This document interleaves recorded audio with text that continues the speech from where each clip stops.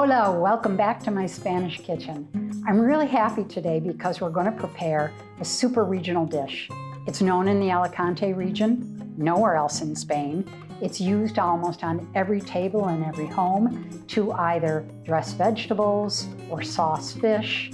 And it's made quite simply with dried chiles that are either roasted on a plancha or deep fried. I'm going to deep fry them today because that's a lot of fun and it makes this incredible umami flavor. It's also made with dried salt cod, and typically dried salt cod, which is incredibly popular all over Spain, is soaked for about 24 hours to desalinate or get rid of the salt and soften the fish and then cook with it. But in this case, we're leaving it dried. It gets flaked with a fork, soaked in some olive oil, and it's ready to go. And the olive oil, of course, is another primary ingredient. I'm cheating a little bit today because my local grocer also stocks the dried salt cod, already flaked, already in extra virgin olive oil. I love it, works well for me, and it simplifies the dish even more. And also, what we want to do today is to be able to slice up some tomatoes. We'll spread the pericana over the top of the tomatoes.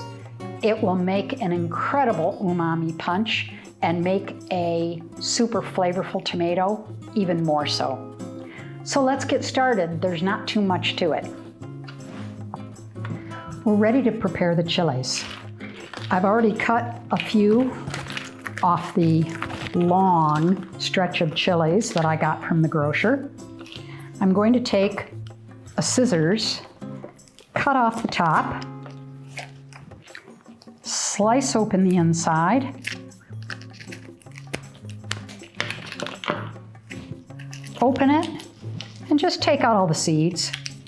One of the differences with Spanish cooking versus what you might be more used to in the United States, Latin American or Mexican cooking, is that Mexican cooking, Latin American cooking is pretty spicy.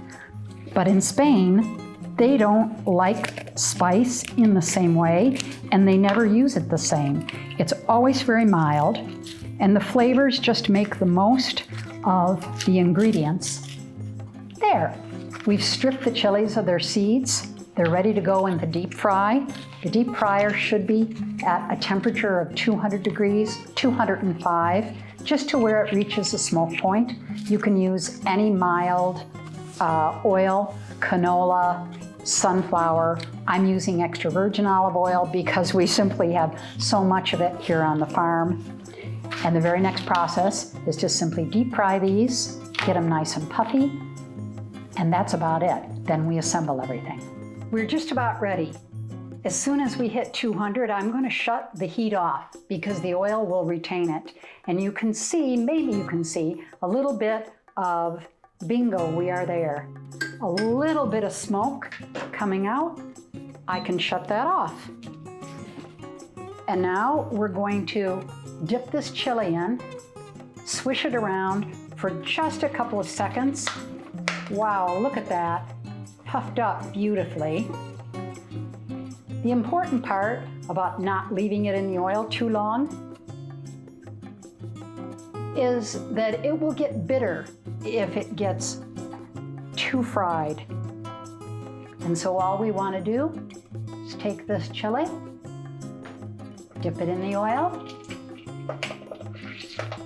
It's crazy how pretty it becomes and how fragrant this is.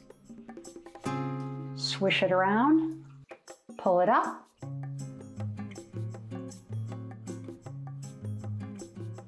and then put it over on some paper towels to drain a little bit.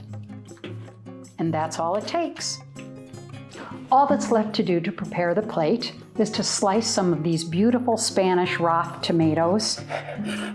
Many times you'll find them in the grocery store and they'll be green. And you'll think, well, those aren't ready. Well, they are ready. And often they're much smaller than the tomatoes I have, but these are just as tasty. And all I'm going to do is slice them up, platter them, sprinkle them with pericana, And we're done. A perfect tapa to start a meal. We're ready to tackle the final simple step. And that is, we're going to crunch up the chilies that we just deep fried. And you'll see how crispy and crunchy they are. We're going to mix it in with a little bit of flaked dried salt cod that's been marinating in olive oil. And that's pretty much it. So let's see how this goes. You can see how crunchy these little bits are. Turn into almost nothing. My grocer's mom mixed this super fine, little bitty pieces. Frankly, I love the flavor of it, so I'm not going to make them too small, just small enough. And you can see what's happening to my hands. They're getting nice and moisturized. There, we're all set. Now, I'm going to add this to the bowl.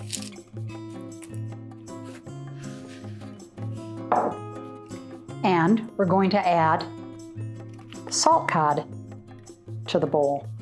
There's a little bit of olive oil left in here. I'm going to add that too because I'd like this a little bit saucier. And there's a few pieces that I could tear up to make them slightly smaller as well. I think we're there. The only thing that remains to be done is for me to clean off my hands and we'll plate this. I'll be right back. We're all set. We've got our pericana, our sliced tomatoes. I'm going to just dress this a little over the top of the tomatoes. And remember, you don't need to add salt because there's plenty of salt in the salt cod. And you don't need to add olive oil. There's plenty of olive oil in the dish. And I think with that, I think we're ready to sit down and have a starter of pericana and tomatoes, compliments of the Alicante province. Thanks a lot for joining me today. I had a lot of fun introducing you to a regional specialty. Hope to see you again soon.